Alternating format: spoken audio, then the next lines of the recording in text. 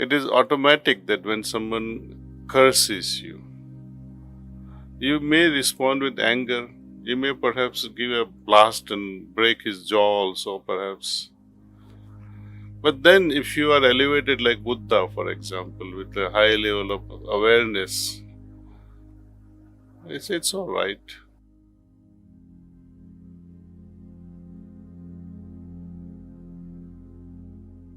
Well, it can be tackled in many ways. One is to do your best. And having done your best, achieve the best. That is in a worldly sense, what we understand. I often used to think that if the soul that was separated from the source is born many times and goes back, if it has to attain the same condition again, then where is the fun? You came with certain potency. Let us see, you came with X potency and returned back with X potency. There is no fun in it. I think it's a foolish game being played out by God, that I send you, go and come back as clean as I sent you. Right? But you have to, through our sadhana, through our practices, let that X be multiplied many a times. Life after life, we can increase the potency of our soul.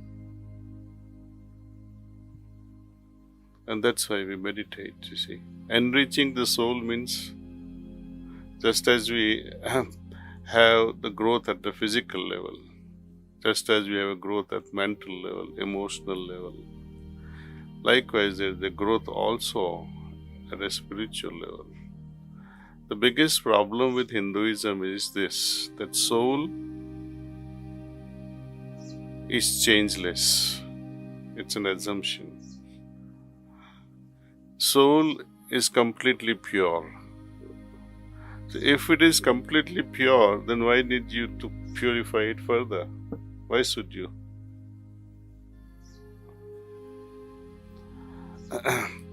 So the idea, Sahaj Mark says, let that potency with which we descended be incremental.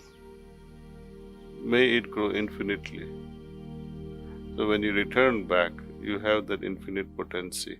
And what is that potency you are carrying yourself with?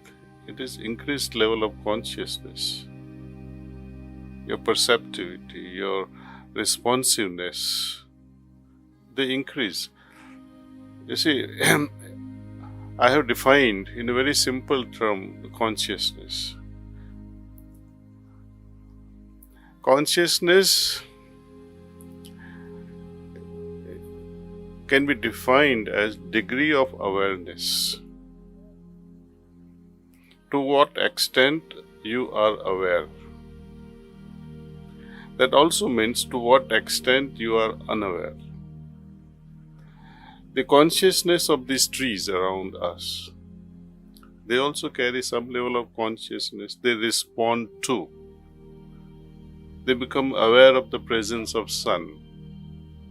Right? They also become aware of the absence of the sun.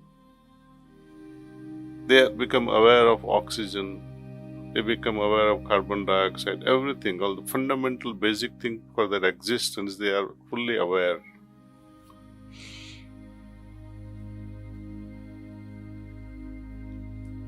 With human beings, we have awareness and also we have the ability to respond. Tree cannot respond. If you try to cut a branch, it will not respond with another branch slapping you back. So appropriate response is also required with that's why the elevated consciousness we enjoy. But often our responses towards the loved ones are often erratic. People, parents for example, how we respond to them, see. We are hijacked by our own emotions and our own temperament and our ego and reject their suggestions often. And the relationship gets spoiled. From a parent's side, it's always good, but from child's side, the child remains tormented. Why did I, do such a thing? And often, if it gets repeated, then the relationship can really get spoiled, unfortunately. See, the kinds of responses we carry out in life. See. So, not only to perceive things, but to appropriately respond to various situations. That makes us human. And how to take this further, more and more towards it. See. It is automatic that when someone curses you, you may respond with anger. You may perhaps give a blast and break his jaw also, perhaps. But then if you are elevated like Buddha, for example, with a high level of awareness, it's all right. He is cursing me, that is his problem, it's not my problem. Right? So with that understanding, you'll remain silent and you will remain in your blissful state. So we need to increase our level of awareness, level of understanding, level of responsiveness under all situations, you see. And that increases the potency of our soul that we cherish so much. It gives us life. And we owe that much. Your father gives you, let us say, $1 million. Okay? And after 50 years, if he's still alive, you have to give the account to Papa and say, here is $1 million. He'll be very unhappy. In 50 years, at the rate of depreciation, it has already become negative. You must multiply it. What has been given to you must be multiplied.